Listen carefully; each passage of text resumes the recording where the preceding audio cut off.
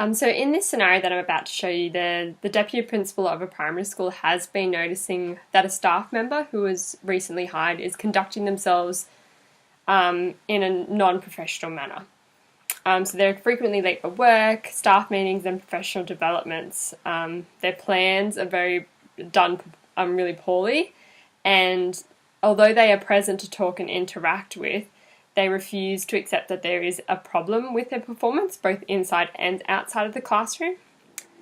So the deputy principal really noticed these issues quite quickly, and within the first 2 weeks had started recording an incidents report and was documenting things like they were 15 minutes late for work, they forgot to bring the materials they needed for a staff meeting, and really documented and put all those dates down in order to then show the employee when it came time to a meeting.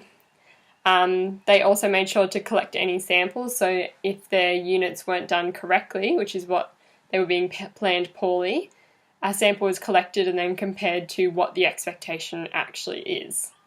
And because there was such a high frequency of all these incidents, the deputy principal decided to have a formal meeting with the employee just to go through some of those expectations and to come up with some goals. So in the first meeting, they made an action plan and came up with a lot of different strategies to help that employee with the issues that they were having. And then the deputy principal went on to make a timeline, which was then a copy was given to the employee so they knew exactly what they had to do and by when. So just a quick overview of that first meeting conversation. They talked really about tardiness, seeing that they have to be on time for both school, playground duties, meetings and professional developments, and then also talked about being prepared for those things, so making sure they had the materials that they needed. They also identified that the employee felt a bit stressed and felt a bit out of control, which is how this disorganisation was affecting their work. So the deputy decided to get them to go to a professional development on time management and organisation, just to help give them a little bit more guidance in this area, which they seemed to really be struggling with, and which was then affecting their ability to be on time and then to also plan efficiently. So after this meeting, in terms of the timeline, there were some of the things that were met, and that the employee had improved upon, especially in terms of organisation. They were, and time management. They were better at being on time for things. They were showing up to school on time so that they were able to be at worships, and they were coming to meetings and professional developments on time and all their playground duties. However, they still were forgetting some materials that they would need for staff meetings. They also failed to attend the mentor sessions with the dean, which was there to help them with writing a unit, because it needed to be up to standards with both the school and NISA requirements. So the deputy decided that they needed that second meeting, which this role play is based on. So the role play goes through what happened in the second meeting, what was discussed, the new and revised action plan they made, and how this was a bit more of a serious situation because this was a formal warning. So I hope you enjoy the role play and that it's insightful. Good afternoon, Kayla. I hope that you had a good day. It was actually a really good day, and we had some really great discussions in class today. That's wonderful. Before we get to the objective of this meeting, let's just pray. So, bow your head. Dear Jesus, thank you that we can be here today together, and that hopefully we can discuss some things and work out some great solutions. Please be with us and guide our conversation. In your name, amen. Mm. So I've asked the school counsellor here to help provide some support for you. So if you'd like any sessions with them, please don't hesitate to ask. Mm-hmm. To start with, I just want to affirm you on all of your achievements in the last 2 weeks. I've noticed that you have purchased those items that we discussed and attended the professional development. How has this helped you? It's actually been really insightful and helpful.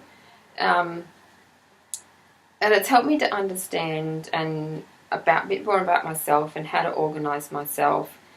And it helped me to understand how I operate. I learned to be more efficient with time and also how to manage myself with a planner.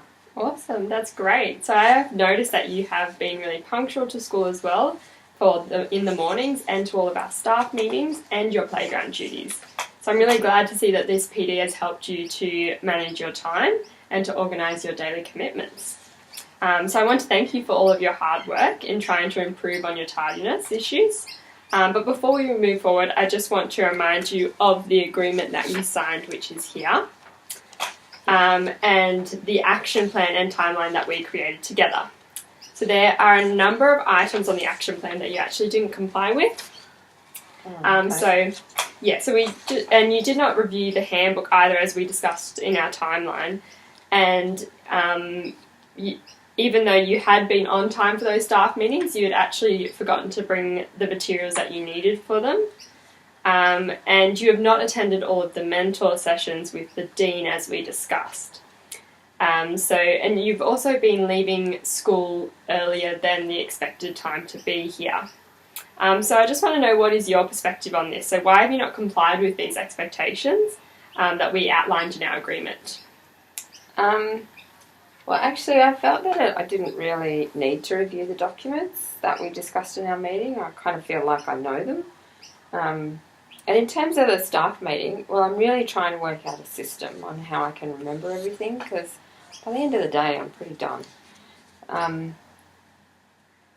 I thought that I really didn't need to attend the mentor sessions, because I thought that the PD was probably enough, and it helped me anyway to organise my units better. And lastly, I've been leaving school early because I've got other commitments, like I needed to go to the doctor, and I've had dentist appointments, so that's why I've been leaving early. Mm-hmm. Okay, so I understand your perspective on the staff meeting materials and your reason for leaving school earlier.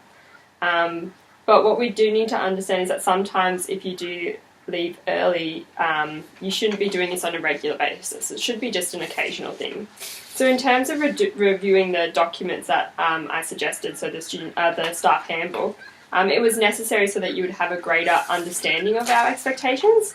However, as you have not done this, you have failed to understand what is expected, which has been noticed in the instance report that I've compiled over the last 2 weeks. So, and also in terms of the mentor sessions, this was a requirement so that you would have a greater understanding of how the units need to be written.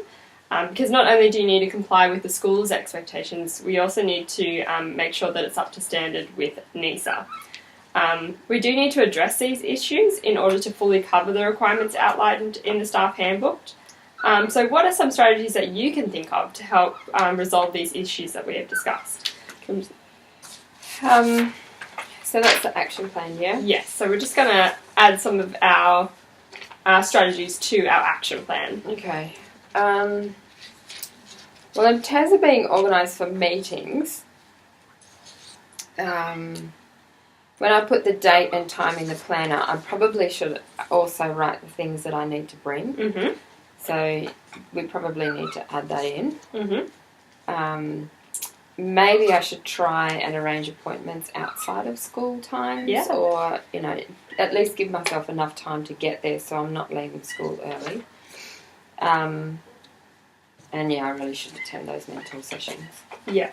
Yeah, that's great. Let's just put all of those into our action plan and make sure that we remember those. Also, I would really love for you to read through the staff handbook and really highlight the expectations that you are not meeting at the moment. And maybe you could write down some personal goals for yourself. So I'm just going to write that down. Mm-hmm. And you also really need to attend those mentor sessions that we had discussed previously with the Dean to help you write those units. All of the sessions I prescribed to you are compulsory, so you need to be there. And so that we can meet the school's requirements as well as the government requirements. Mm-hmm. So I'll be checking in with the Dean regularly to make sure that you're attending these and to see your progress. Are there any other goals or strategies you would like to add? I don't think so.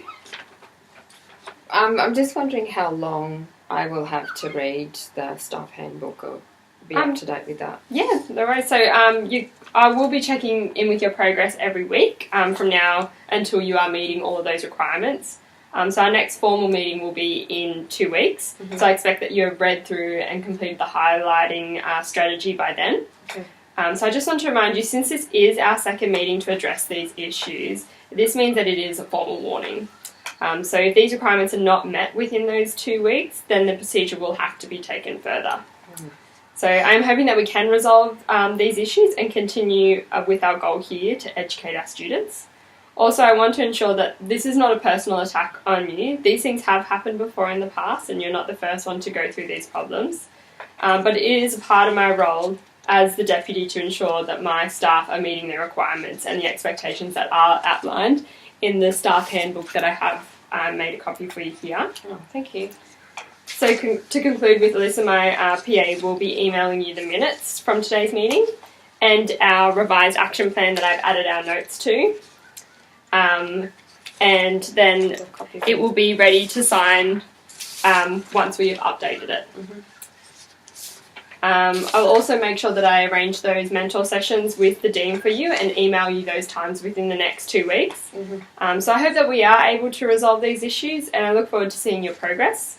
So thank you for meeting with me today. Thank you for your help and guidance. It's been really appreciated, and I'll do my best to do what we need to do on the action plan. Sounds great. So let's do a check-in a week from now, and our next formal meeting will be on the 16th. Okay. So I'll email you all of those reminders, and then you can place them into your planner, into your system that you've now found that's starting to work for you.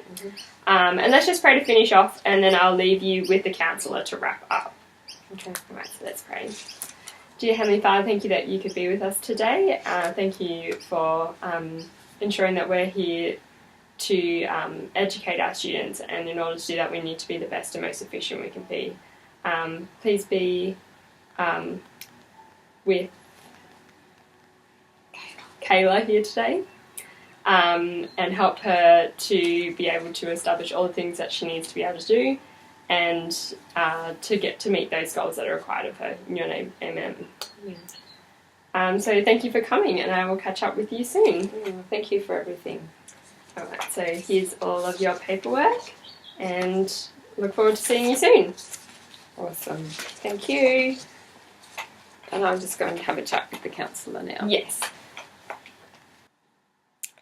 So after the conclusion of this second meeting, the deputy principal was definitely more hands-on in their approach and checked in a lot more because they really wanted these requirements to be met so that that further steps didn't have to be taken and that the issue could be resolved. So they would check in regularly with that staff member and made sure that they were keeping up to date with the timeline and were fulfilling all those expectations, especially going to those mentor sessions, which they were skipping a lot through the first time. So making sure that they were on time for those, that they did what was expected of them, and then checking their work to see whether those units had improved and whether they were able to improve their practice. So I hope you enjoyed this scenario. This is one of the easier ways that it could have worked out. You could definitely have a more defiant employee. So this one happened to take it really well and wanted to really improve on their practice. So this was definitely more of a positive outcome, and there can be a lot more negative outcomes. But I really learned from this experience that it's hard having those conversations and thinking about what would I actually say in those situations. So it was really interesting to gain that perspective of the deputy and what their job can entail. So thank you for listening, and I hope that you have enjoyed this.